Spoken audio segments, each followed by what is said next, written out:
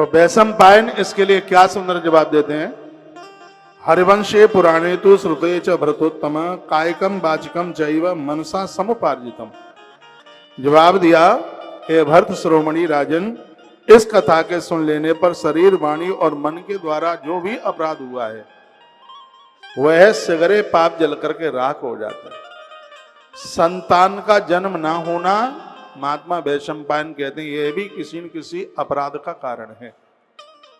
शरीर बीमारी के साथ में निकल रहा है, शरीर में रोग भी बढ़ते हैं, तो ये भी किसी न किसी अपराध का कारण है। वर्णन किया है, बिना अपराध के तो भैया कांटा भी नहीं लगता, तो बीमारी कैसे हो जाएगी। तो यह ग्रंथ में महात्मा जो वैशंपायन कहते हैं वो बात बड़ी अद्भुत है। क्या बात अद्भुत है? इसमें कहा गया है, कायकम वाचकम चैव मनसा समुपार्जितम। इस कथा के सुनने से शरीर से होने वाला अपराध, वाणी से होने वाला अपराध और मन से होने वाला अपराध, ये तीनों तरह के अपराध हैं वो समाप्त हो जाते। इसलिए रात्रि को सोते समय एक प्रार्थना भगवान से की जाती है। वो प्रार्थना भागवत जी में, श्रीमद् भागवत जी का श्लोक है, 11वें स्कंद के अध्याय नंबर 2 का 36 नंबर का श्लोक है। और मैंने तो बहुत बार कहा है कि धरती पर जितने लोग हैं रात को सोते समय भगवान को यही प्रार्थना करके सोएं।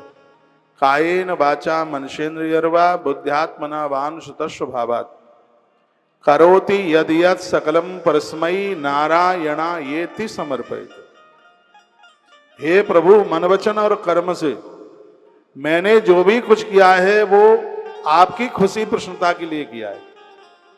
यदि कहीं भूल से, धोखे से, मन वचन कर्म से मुझसे कोई अपराध हो गया हो तो मैं आपसे प्रार्थना करता हूं, आप हमें क्षमा कर दीजिए।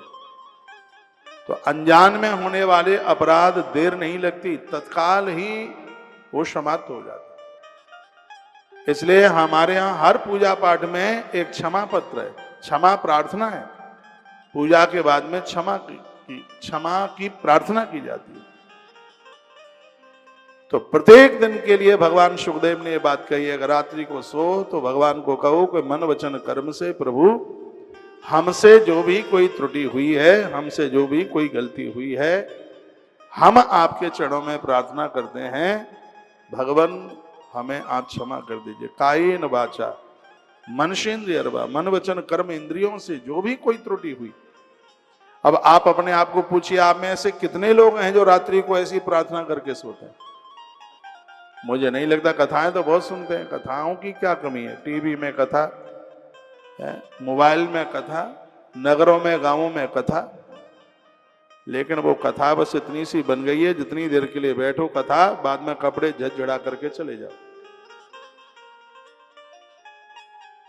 एक भी दिन ऐसा ना निकले सोते समय जब हम भगवान को प्रार्थना ना कर पाए। ईश्वर को, स्त्री पुरुष आप कोई भी है, रोज भगवान को प्रार्थना कीजिए, भगवान हमने जो भी कुछ किया है वो आपकी खुशी के लिए किया, आपकी प्रसन्नता के लिए किया है।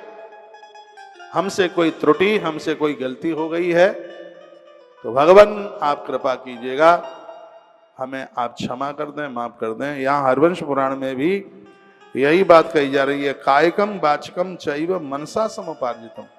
शरीर से, मन से और कर्म से कितना भी बड़ा अपराध हुआ है, महात्मा वैशंपायन गारंटी लेते हैं। तो कहते हैं, जन्मेजय राजन, ये ऐसी कथा है ये संपूर्ण अपराधों को जला करके खत्म कर देती है। उसका नाम है हरवंश पुराण।